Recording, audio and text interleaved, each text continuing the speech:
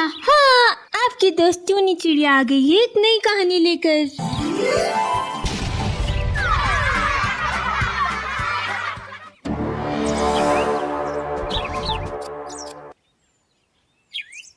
Press वाली चुड़ैल।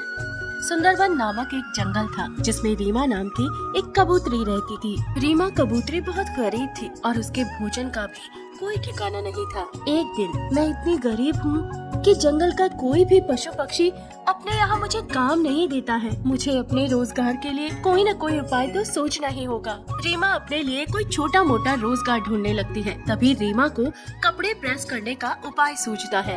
ये अच्छा उपाय है, जंगल में कोई कपड़े प्रेस करने वाला पक्षी भी नहीं है, क्यों ना मैं अपनी एक कपड़े प्रेस करने की दुकान खोल लूं। ऐसा सोचकर रीमा एक कपड़े प्रेस करने की दुकान खोल लेती है। अरे इस गरीब भिखारन रीमा ने तो प्रेस करने की दुकान खोल ली है। अगर इसकी दुकान चलने लगी ना तो ये भी हम लोगों के साथ उठने बैठने लगेगी। मैं ऐसा नहीं होने दूंगा। इस रीमा की दुकान मैं नहीं चलने दूंगा। इसके बाद कालू कौवा रीमा कबूतरी की दुकान पर पहुंच जाता है। देखो रीमा, चुपचाप अपनी प्रेस की दुकान यहाँ से हटा लो। तुम चाहे जो भी कर लो, तुम्हारे जैसे फटीचर से जंगल का कोई भी पक्षी अपने कपड़े प्रेस नहीं करवाएगा। कालू भाई, मैं कोई गलत काम तो नहीं कर रही हूँ। मैं तो मेहनत मजदूरी करके अपना और अपने परिवार का पेट पालना चाहती हूँ। आपको इससे क्या परेशानी है? रीमा की बात सुनकर कालू कौवा को गुस्सा आ जाता है और वो रीमा की दुकान का सामान उठाकर सड़क पर फेंकने लगता है। अपनी दुकान का सामान सड़क पर बिखरा दे रीमा सामान उठाने के लिए सड़क की ओर दौड़ती है। तभी सड़क से गुजरने वाली एक गाड़ी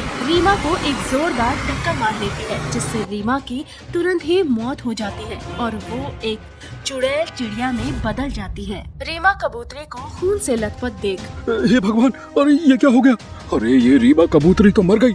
अरे मैं इसको मारना नहीं चाहता था, बस डरा धमका कर भगाना चाहता था, लेकिन इस गाड़ी के नीचे आकर तो इसकी मौत हो गई। अरे इससे पहले कि किसी और को पता चले, मैं यहाँ से निकल देता हूँ। हाँ, ये ठीक रहेगा। जैसे ही कालू कौवा वहाँ से भागने को होता है, रीमा की आत्मा चुड़ैल बनकर उसके सामने आ जाती है। कहाँ भाग रहा है कालू कौवे? तेरी वजह से ही मेरी मौत हुई है। मैं तो ईमानदारी से मेहनत करके अपने परिवार को पालना चाहती थी, लेकिन तूने घमंड में चूर होकर मेरी दुकान में तोड़ फोड़ की और तेरे ही कारण उस गाड़ी से टकराकर मेरी मौत हुई है। अब तो यहाँ से जिंदा बचकर नहीं जाएगा। इतना कहकर रीमा कबूतरी की आत्मा उसके ऊपर टूट पड़ती है और उसको मारकर उसका खून चूस लेती है। कालू कौवा को मारने के बाद चुड़ैल का गुस्सा शांत हो जाता है। अब मैं क्या करूँगी? मेरे मरने के बाद मेरे परिवार का क्या होगा? मेरे पति तो उड़ भी नहीं सकते हैं। मेरी नन्ही सी बेटी का क्या होगा? अगर मैं भोजन लेकर नहीं जाऊंगी, वो दोनों तो भूखे ही मर जाएंगे। मुझे कुछ न कुछ उपाय तो सोचना ही होगा। तभी चुड़ैल रीमा कबूतरी को एक उपाय सूझता है। अब से मैं दिन में रीमा कबूतरी बनकर ही रहूंगी और रात के अंधेरे में अपने चुड़ैल के अवतार में आ जाया करूंगी। ऐसा करने से प्रेस करके अपने परिवार के लिए कुछ पैसा भी कमा पाऊंगी और उनका ध्यान भी रख सकूंगी। कुछ देर बाद रीमा कबूतरी अपने घर पहुँच जाती है। देखो बेटा, मैंने एक प्रेस की दुकान खोली है। अब से मैं शाम तक वहीं पर काम करूंगी, लेकिन दिन ढलने से पहले मुझे एक जरूरी काम से बाहर जाना होगा। उसके बाद तुम्हें ही वो दुकान संभालनी होगी। लेकिन माँ, अभी तक तो रात में आप हमारे ही साथ रहती थी, अब आपको रात में कहाँ जाना होगा? जितना मैंने कहा है उतना ही करो, ज्यादा सवाल जवाब मत करो। अब कल से तुम मेरे साथ दुकान पर चलोगी। ठीक है माँ, जैसा आप कहो। इसके बाद अगले दिन चुड़ैल चिड़िया रीमा कबूतरी के रूप में अपनी बेटी के साथ कपड़े प्रेस करने की दुकान पर पहुंच जाती है। तुम दुकान पर ही ठहरना, मैं जंगल में सभी पक्षियों को अपने कपड़े हमारे यहाँ प्रेस कराने के लिए कह कर आती हूँ। ठीक है माँ, मैं दुकान पर ही हूँ। आप जंगल के पक्षियों को अपनी दुकान के बारे में बता कर आइए। रीमा कबूतरी जंगल के सभी पक्षियों के यहाँ बारी बारी से जाकर उनके कपड़े अपनी दुकान में प्रेस करवाने के लिए विनती करती है। धीरे धीरे जंगल के पक्षी उसकी दुकान पर अपने कपड़े प्रेस कराने के लिए आने लगते हैं और रीमा कबूतरी की प्रेस की दुकान चल पड़ती है। जीते जी तो मैं अपने परिवार के लिए ज्यादा कुछ नहीं कर पाई, लेकिन मरने के बाद ही सही अब मेरी प्रेस की दुकान अच्छी चल रही है। अगर ऐसा ही चलता रहा तो मैं कुछ ही दिनों में अपने परिवार के लिए कुछ पैसे जमा करने के बाद सुकून से इस दुनिया से जा सकूंगी। कुछ दिन बीत जाते हैं। एक दिन बिल्लूबाज रीमा कबूतरी की दुकान पर आता है। देख रीमा, शाम के 5 बजे तक मेरे सारे कपड़े प्रेस हो जाने चाहिए, नहीं तो तू जानती ही है कि मुझसे बुरा कोई नहीं होगा। देखो बिल्लू भाई, आपसे पहले बहुत सारे पक्षियों ने अपने कपड़े प्रेस के लिए दिए हुए हैं। आपके कपड़े मैं उनके बाद ही प्रेस कर पाऊंगी। देख रीमा, मुझसे जबान मत लड़ा। चुपचाप 5 बजे से पहले मेरे सारे कपड़े प्रेस कर देना, नहीं तो अंजाम भुगतने के लिए तैयार रहना। बिल्लू बाज की बातें सुनकर रीमा चुड़ैल को बहुत गुस्सा आता है, लेकिन वो अपने गुस्से को काबू में कर लेती है और चुपचाप कपड़े प्रेस करती रहती है। इसी तरह शाम के 5 बज जाते हैं और रीमा चुड़ैल दिन ढलने से पहले ही अपनी दुकान छोड़कर चली जाती है। कुछ देर बाद बिल्लू बाज वहाँ आता है। ए छोटी कबूतरी, तेरी माँ कहाँ है? मैंने उससे कहा था कि 5 बजे से पहले मेरे कपड़े प्रेस कर देना।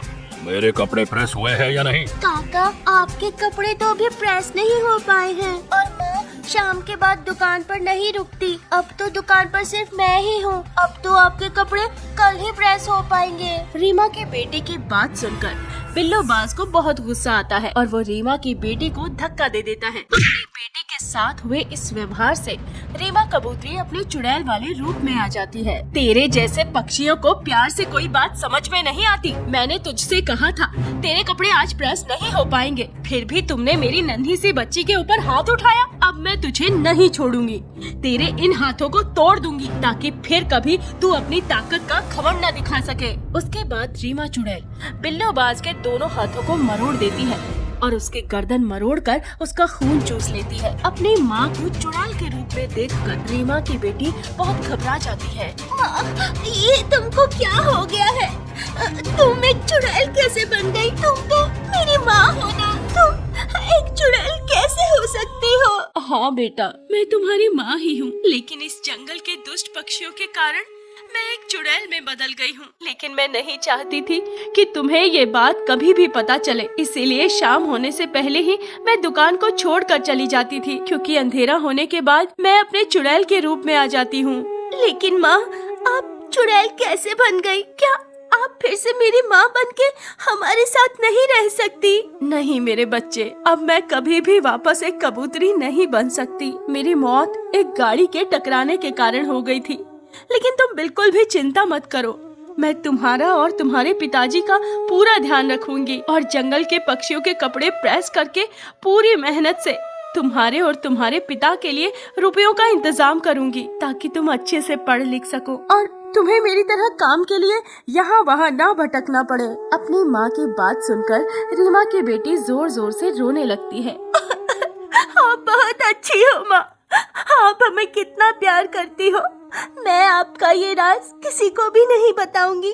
तो क्या आप हमारे साथ हमेशा के लिए ऐसे ही रह सकती हैं? हमेशा तो नहीं, लेकिन जब तक तुम बड़ी नहीं हो जाती तब तक मैं तुम्हारे साथ ही रहूंगी, और जो कोई भी तुम्हें या तुम्हारे पिता को नुकसान पहुंचाने की कोशिश करेगा उसे मैं नहीं छोड़ूंगी। उसके बाद रीमा कबूतरी की आत्मा दिन के समय एक सामान्य कबूतरी के रूप में अपने परिवार के साथ रहने लगती है और जो कोई भी उसकी बेटी को सताता है उसे मार डालती है। धीरे धीरे समय बीत जाता है और रीमा की बेटी बड़ी हो जाती है। आज मैं बहुत खुश हूँ बेटा, तुमने अपनी पढ़ाई पूरी कर ली है और अब तुम अपने पैरों पर खड़ी हो गई हो। अब तुम्हें मेरी उस प्रेस की दुकान की कोई जरूरत नहीं है, इसलिए अब मैं दुनिया को छोड़कर हमेशा के लिए जा रही हूँ। आज से प्रेस वाली चुड़ैल की कहानी मेरे साथ ही हमेशा के लिए खत्म हो जाएगी। मेरा आशीर्वाद हमेशा तुम्हारे साथ रहेगा। इतना कहकर रीमा कबूतरी की आत्मा तृप्त होकर उस जंगल से हमेशा के लिए चली जाती है।